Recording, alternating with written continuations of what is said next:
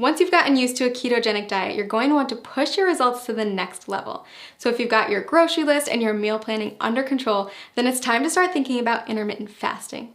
And okay, before you press pause at the dreaded fasting word, hear me out. Intermittent fasting, also known as IF, is one of today's hottest topics in the diet and wellness communities. And for good reason. If you do it correctly, IF can be an insanely powerful tool for accelerating fat loss and breaking through frustrating weight loss plateaus. Now, it's not essential that you commit to IF while on keto. If the idea of it makes you want to throw your keto diet out the window, then it isn't for you.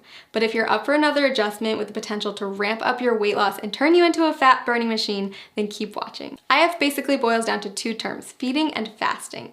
You're in a feeding state when you're eating, and all the times in between you're fasting. Easy, right? Okay, so here's the deal. There's several different methods for fasting, and you get to choose which one works best for your lifestyle. Most people find that at least one of the following is compatible with their life and fits well into their daily routine. Option 1, skip meals that prolong the time your body's in a fasting state. Most people choose to skip breakfast or lunch. Option 2, rely on the eating windows method. This approach involves eating between a 4 and 7 hour window every day and fasting for the rest of it. Option 3, not for the faint of heart. Your third choice is to commit to a 24 to 48 hour cleanse. It's more of an extended fast, and I don't recommend it if you're just getting started with IF. So how do you know which option is best? If you're just getting started with fasting, option 2 is probably the way to go.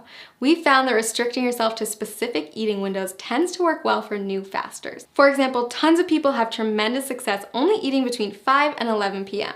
And don't forget that the time you spend asleep will account for a chunk of that time. Let's take a closer look at how it works. Say you finish eating at 6 p.m. and start eating again at noon the next day.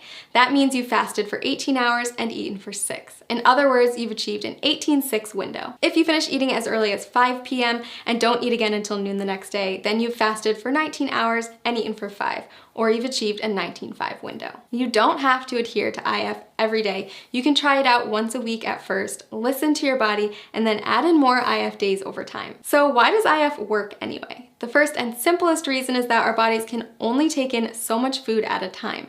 If you're someone who struggles with overeating or snacking out of boredom, IF can help to drastically cut those extra calories and keep you within your limits for weight loss. When your body's in a fasting state, it will begin to break down stored fat to use as energy. So if you're following a ketogenic diet, your body is already mimicking a fasting state since it's relying on fat, not glucose, as its main source of fuel. Just make sure that you're still hitting your daily macros and getting enough fat when you're in your eating window. If this sounds overwhelming, don't worry. We've got a tool that builds intermittent fasting into a keto diet regimen customized for your needs and goals.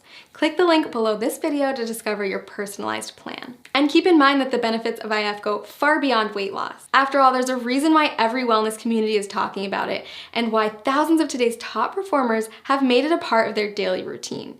People who practice fasting on a regular basis reap tremendous health benefits in many areas, not just by turning their bodies into maximum fat-burning machines. Nobel Prize winner Yoshinari Asumi discovered that fasting can trigger autophagy, which is essentially a deep cleaning process for your cells. Autophagy helps to stop the aging process, reverse disease, and prevent cancer. It's basically the body's way of cleaning out cells by recycling non-essential components like damaged proteins and getting rid of invading microorganisms and toxic compounds. Like most complex mechanisms, your body needs a break from feeding, so it can focus on performing these other functions instead. Not only does fasting trigger autophagy, it also increases the number of ketones in your bloodstream more than a keto diet alone will do.